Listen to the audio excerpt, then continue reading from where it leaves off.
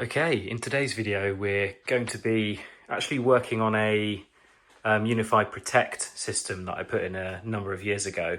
I'll put some photos up on the screen of the original installation. Don't want to walk around too much because obviously with it being a security based project and platform, I don't want to give too much away of where I am and what the location is. But I'm stood here in a storeroom.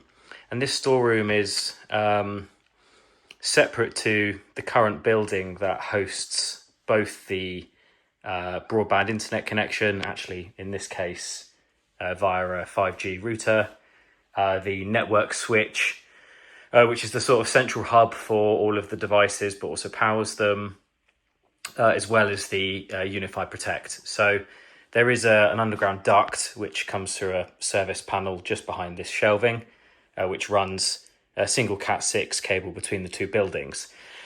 And currently, or as I put that in originally, it was to serve a single camera. So you can see this trunking, or this conduit, sorry, runs up along this wall. And if I show you on the other side, there is a single UniFi camera here. So the plan for today, or over the next couple of days actually, is to repurpose this feed into this building to supply more than just the camera. So there'll be two additional cameras actually outside of this building to be installed, as well as a network rack up here to allow these devices to be terminated. And whilst I'm here, it seemed a good place to relocate the UniFi Cloud Key Gen 2, because there's a couple of reasons that I won't go into, but the original location, couple of difficulties with that location, so we're going to relocate the NVR in here as well. Okay, so probably do a combination of walkthroughs explaining of what I'm about to do, maybe some time lapses, and also some videos of progress as well. So yeah, stay tuned for updates.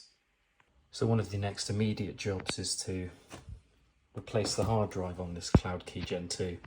Now, this original unit was installed about 18 months to 2 years ago, I believe. And only a few months ago, I replaced the hard drive because I was getting notifications in the UniFi controller, or the Cloud Key rather, that the hard drive had failed, and actually this had stopped Protect from booting. Because of, well, I don't know anyone who's changed a hard drive in a Cloud Key, but Ubiquiti don't really recommend, or don't specifically recommend, a replacement make and model.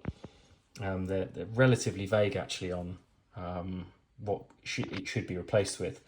So what I did initially was I took out the original drive and found exactly the same make and model as a replacement. Unfortunately, this drive has failed literally only a couple of months later. So I bought this drive from Amazon, and I actually bought two of them. And unfortunately, I don't know if you can see it on here. Here you go. Date, manufacturing date. Come on, focus. Is actually towards the end of 2018, and I hadn't realised at the time, but these drives are out of warranty. So I don't know whether I just had bad stock or I had bad luck. But anyway, after the second spinning disk drive failure within the space of six months, I thought it was time to move to an SSD. If you read the various forum posts about hard drive versus SSD replacement on the Cloud Key, you'll get some people telling you that SSDs are the best option. You'll get other people telling you that SSDs are the worst option. But ultimately, given the load that I know this system that I've designed will be going through, I've decided that the relative improvements I'll get with the SSD, sorry, let me just turn the lights on here. There we go. The relative performance and lower heat I'll get on the SSD, I think, makes it worthwhile in this occasion. So again, a bit like trying to find the hard drive make and model recommendations, I struggled to find an SSD that was really recommended or people had good success with, until I realised that a number of resellers. And I don't know whether it's just resellers or whether these actually come from the factory, but you can now get a Cloud Key SSD variant. And again, through reading some forum posts, it turns out that the OEM drive that will be used here is a Kingston drive.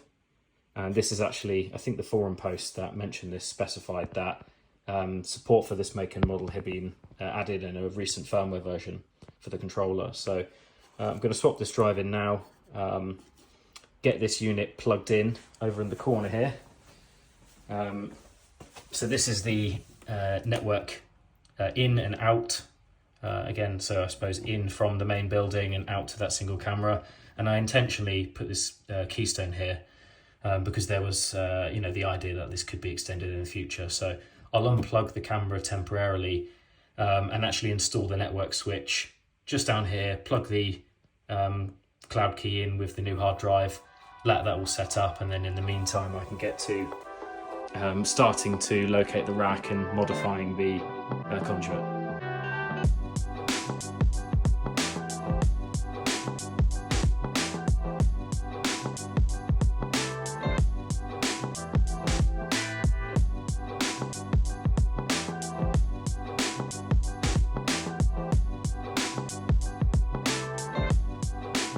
Okay, so the rack is now neatly on the wall. Hopefully you can see from the time lapse what I was doing. I effectively sighted or worked out where I wanted the rack to go, bearing in mind there's this storage unit. So I drew a pencil mark on the wall to make sure anything, or to basically denote that anything above that will clear it. And then I've centered it on this line here. I put one screw up in on the right, used that to take the weight of the rack, and then with a magnetic level stuck on the inside, I used that to put in a fixing and a penny washer onto the left. Then once that was in, I put one in at the bottom. And then because the first fixing didn't have a penny washer on it, it can't, because otherwise I wouldn't be able to slot the rack over. Because these two fixings are now in place, I could then take this one off, refix with a penny washer, and then finally do the fourth fixing. So what I'm doing now is just working out what new conduit and what modifications to the conduit I need to make. So I had a rough plan in mind here, and of course this rack needs power and it needs network in. It will also need, a network out to the rest of the cameras. Coincidentally, or luckily rather, and actually by design, there is a double socket here. And I've been umming and ahhing with a few ways to power this rack. The most straightforward is to have a trailing lead run down and plug into the socket. That would be nice and quick and straightforward. However, the downside of that is it runs the risk of somebody unplugging that. And of course, I don't know, I have a bit of a bugbear about fixed cabling being on a plug top. The second option would be to install a fused connection unit, so effectively treat this as a fused spur off of the ring. And that was actually my idea for quite a considerable amount of time. But again, a bit like the plug top idea, I didn't like the idea of it being switched on or switched off accidentally. Of course, I could use an unswitched fuse spur or fuse connection unit, and there are also versions that have a key to operate the spur. But in this case, I've gone for probably the most foolproof and straightforward, yet some would say slightly unconventional route of actually taking an unswitched spur off of the back of this double socket. And that's perfectly within regulations to take at the point of the ring main a single 2.5mm twin and earth cable to feed one double socket. If you were to try and extend that new radial spur, that's against regulations. You would then need a fused connection unit at the point that you're spurring off of the ring. But in this case, taking in to account also the load that will be on this double socket, which will be very, very small, that's the route I'm taking. So the way I'll do that is I'll run a piece of surface conduit down here with a round termination box, and then in the back of this ply wall, and luckily I have access behind, I will fish that cable into the back of this plastic back box. And that keeps everything within cable zones, identified, vertically with the conduit and horizontally already with the double socket. And I'll come up, and I've already put a piece of tape on here so that I can draw my 20mm cutout where I use a Christmas tree bit on the drill bit to make that hole. Then I'll need to think about what I do with network cable entry and access into this existing conduit.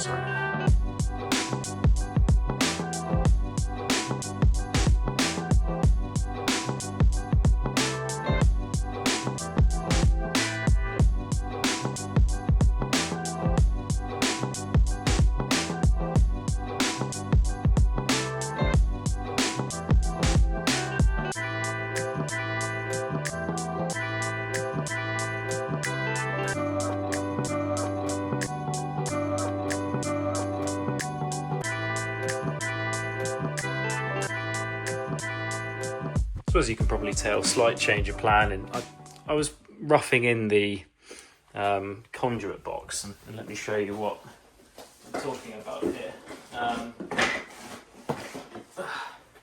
I was going to put one of these in and then run the twin and earth behind the or in the cavity here, but as I was doing it, I thought actually I may as well just run it straight into the box. It's a PVC conduit box anyway, so we'll happily accept a 20mm fitting without cracking like those horrible Bakelite ones do.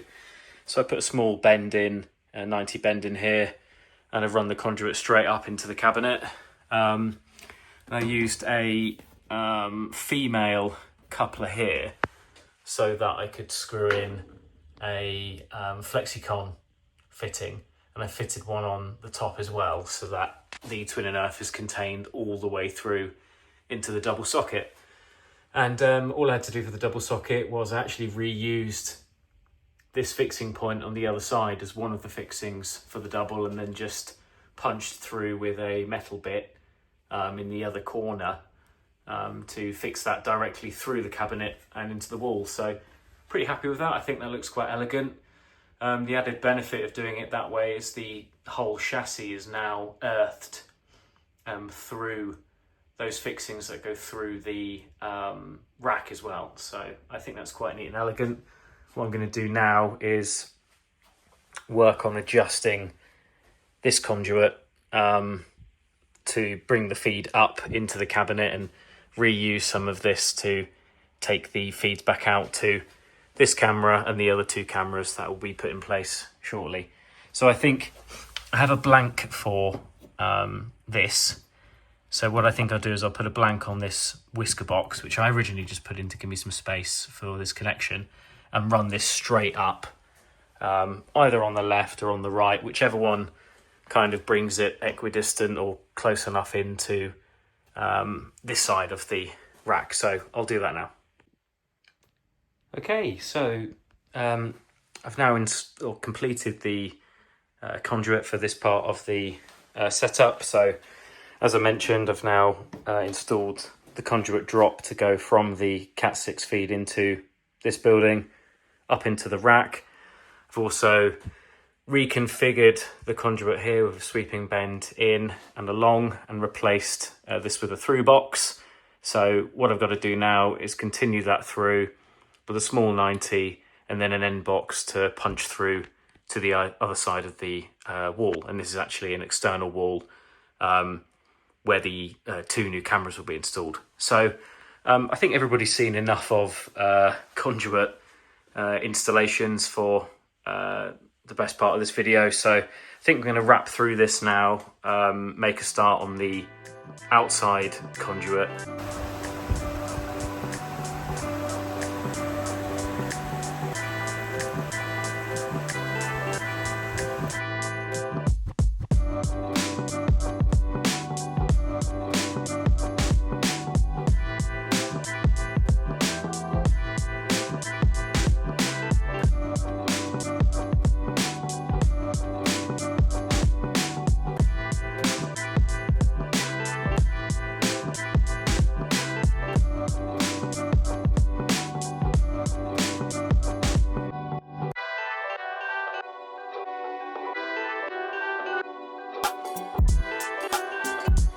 So the heavens have absolutely opened, which is kind of limiting the work I can do outside a little bit. So in the meantime, I've started to terminate these Cat6 cables. So these are toolless keystone terminations that I really like using. The nice thing about these is they work on Cat5 and Cat6 cable.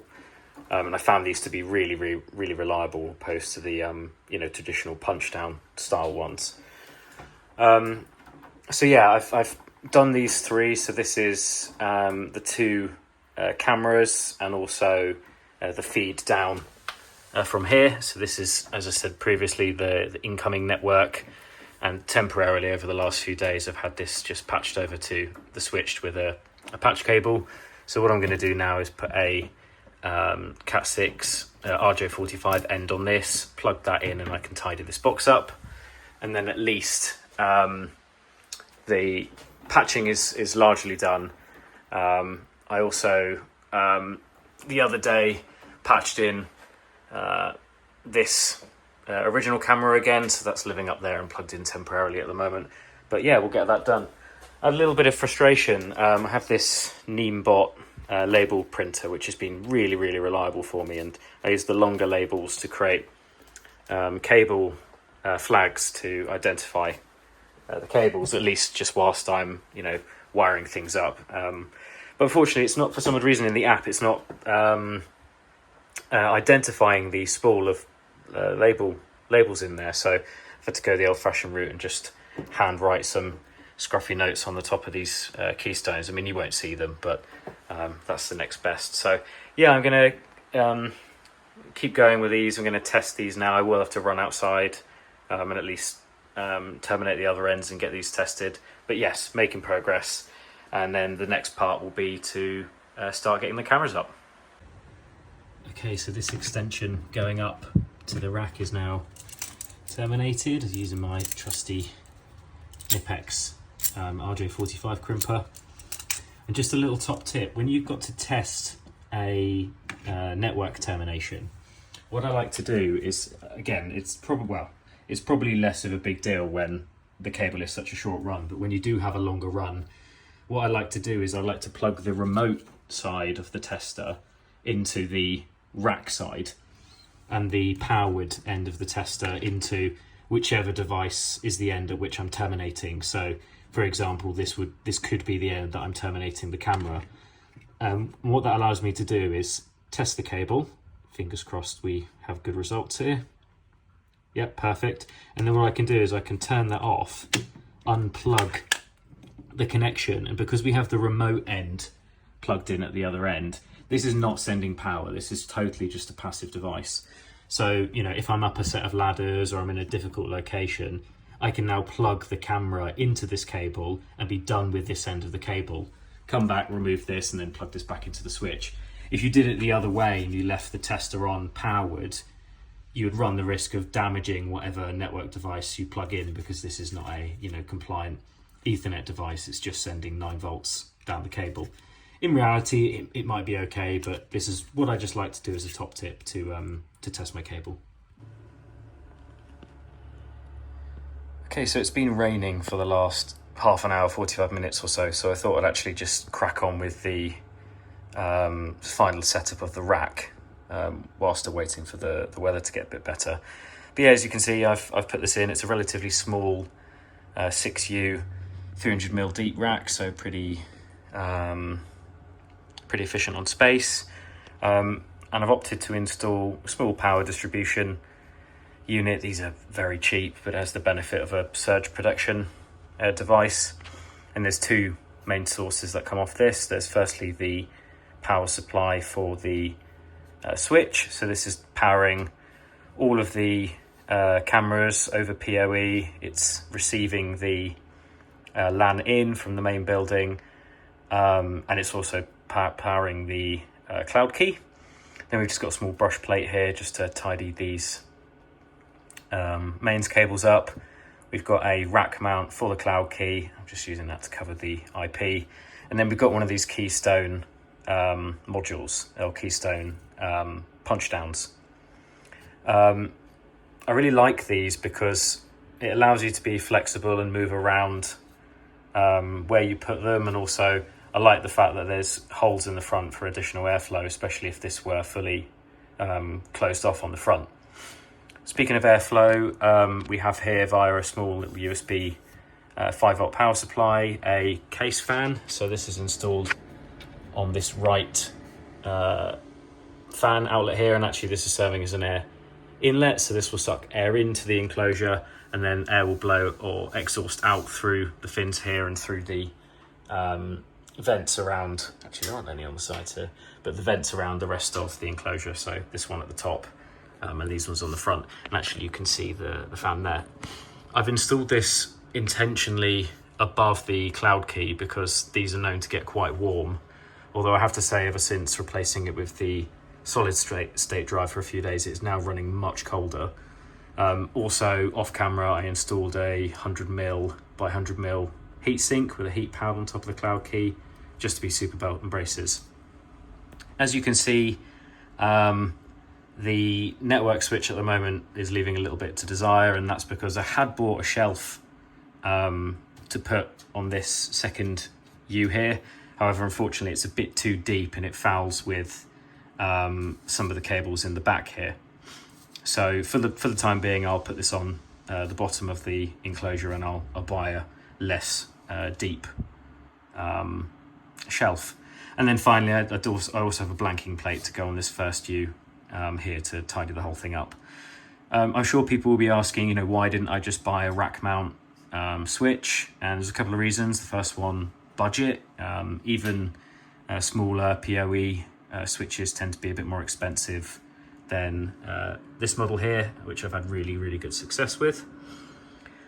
Secondly, heat dissipation.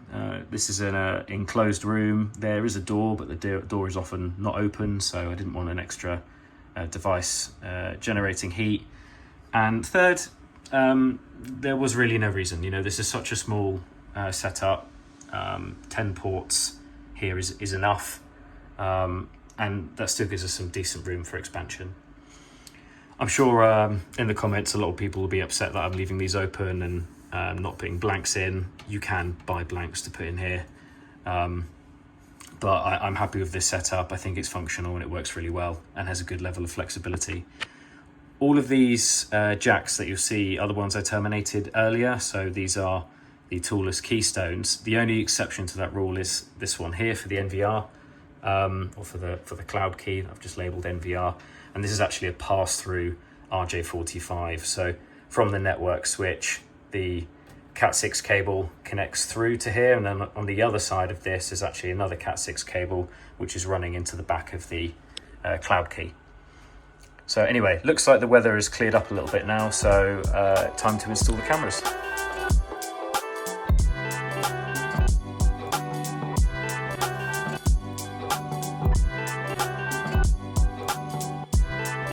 A few moments later.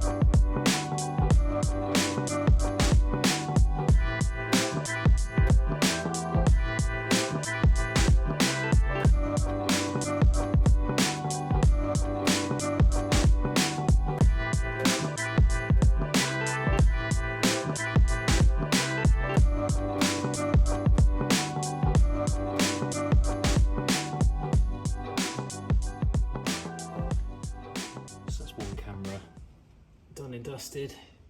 You notice I use my technique to bring the powered end of the network tester over here so I can plug it straight in. I've got this on a nice angle, so this is viewing out on the location that it's installed, and actually it's the first time using one of these official Ubiquiti bases, and I'm really happy with how that's come out. So time to go back to the main rack, plug this in, get it commissioned, and it looks like the weather is improving now, so we can get the second and final camera installed. Okay, we're back on the ladder now, but on the other side of where this final camera is to be installed.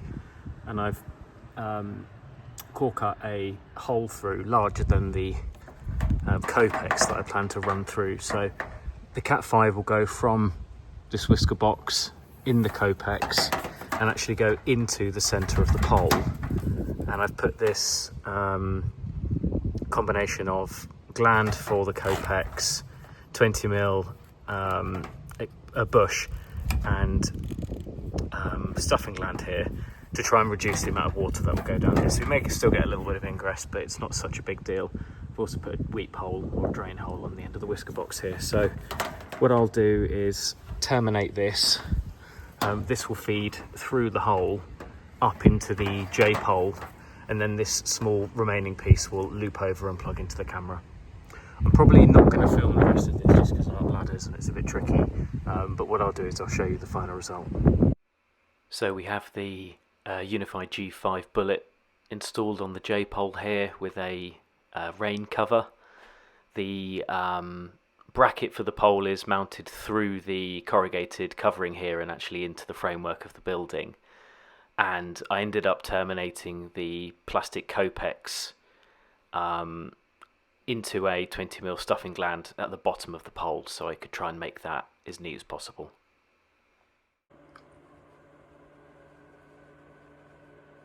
Okay, this pretty much wraps this video up.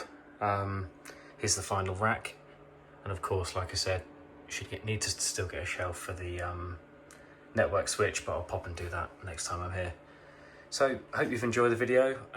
Please subscribe for more content like this, and feel free to drop me a comment. Yeah, looking forward to seeing what you think. Thanks.